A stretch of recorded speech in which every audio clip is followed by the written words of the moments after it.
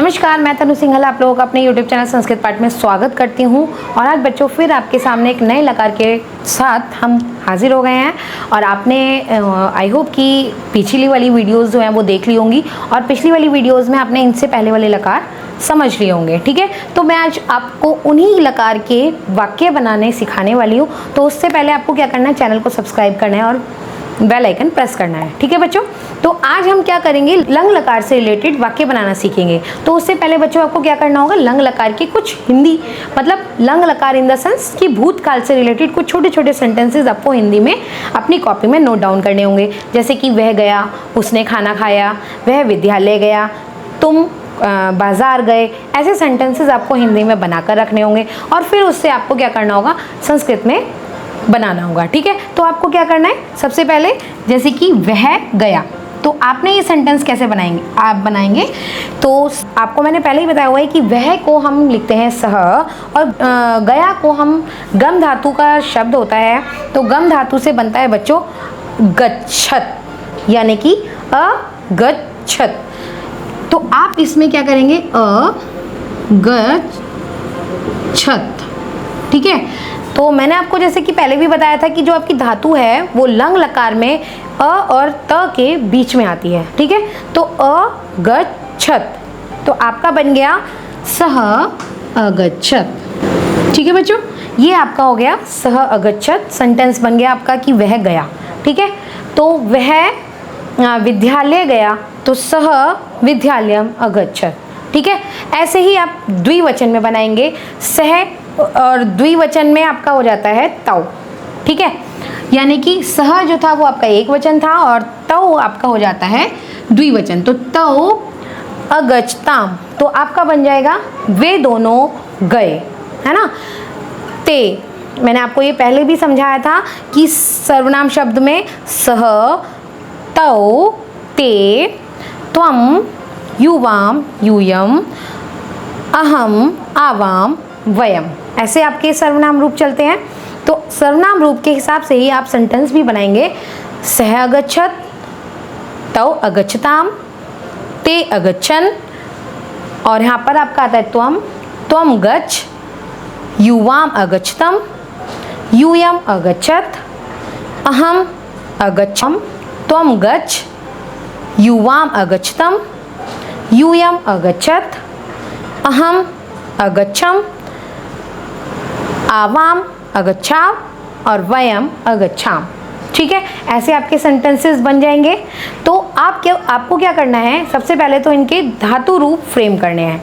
जैसे कि मैंने आपको पहले भी करवाए थे कि आपको केवल पठ ही नहीं सीखना है, आपको और भी धातु फ्रेम करनी सीखनी है। तो अब आज मैं आपको एक नई धातु दे रही हूँ, गम धातु। तो आप गम धातु को फ्रेम करेंगे। और एक चीज़ बच्चों, गम धातु के रूप जो हैं वो केवल लृट लकार में गम से शुरू होते हैं, यानी कि गमिष्यति, गमिष्यतय, गमिष्यन्ति चलते हैं। लेकिन और धातु में जैसे लट में और आपका लंग में, लोट में, इसमें सब में गच्छ के रूप में चलेंगे। जैसे कि गच्छति, गच्छते, गच्छन्ति, गच्छसी, गच्छते, गच्छत, गच्छामि, गच्छावय, गच्छामय। ठीक है, तो ये आप कैसे चलेंगे। और तो बच्चों बढ़ते हैं अपने लोट लकार की तरफ। इसमें आपको क्या करना है, इसमें आपको ऐसे सेंटेंसेस सीखने हैं जिसमें आप किसी को आज्ञा दे सकते हैं। ठीक है, जैसे कि आप सेंटेंस इंग्लिश में भी देते हैं, बनाते हैं, जैसे कि आप वहाँ जाओ, ये काम करो, यहाँ रखो, हिंदी में बनाते हैं ना, और इंग्लिश में कर देते हैं कि गो देयर, कम हेयर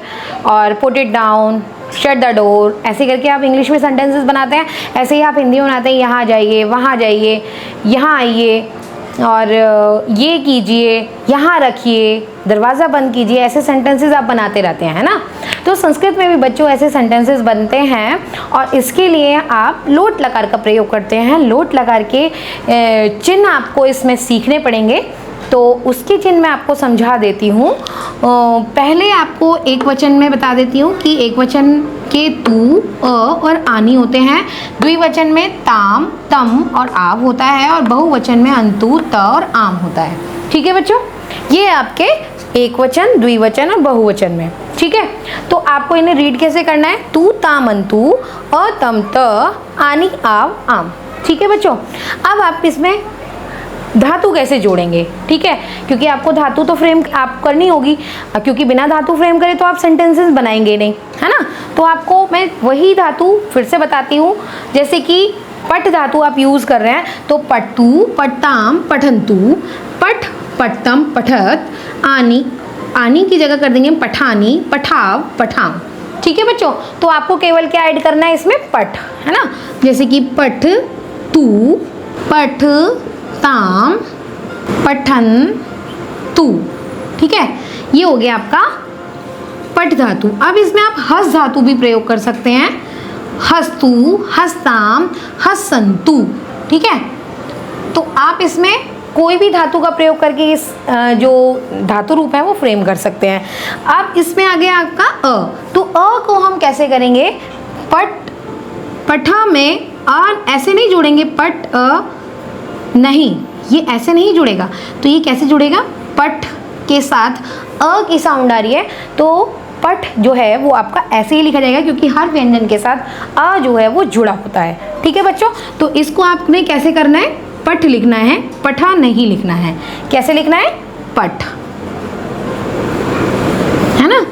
और ऐसे ही हस धातु का प्रयोग करेंगे तो हस लिखना है। यहां पर लिखेंगे आप पठतम,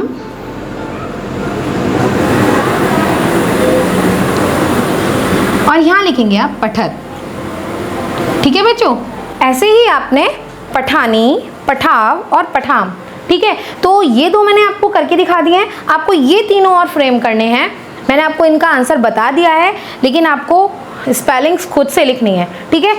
एक चीज़ मैं आपको क्लियर कर देती हूँ, जैसे कि अ है, यहाँ पर भी आ है, यहाँ पर भी आ है, तो बच्चों इनको किस में करना है, अपने मात्रा के रूप में इनको परिवर्तित करना है, ठीक है। जैसे कि मैंने आपको लट लकार और लिट लकार में भी बताया था, तो ऐसे ही इनमें आपने क्या कर देना, पठा नी, तो आपका आ जो है वो मात्रा बन गया यहाँ पे, ठीक है।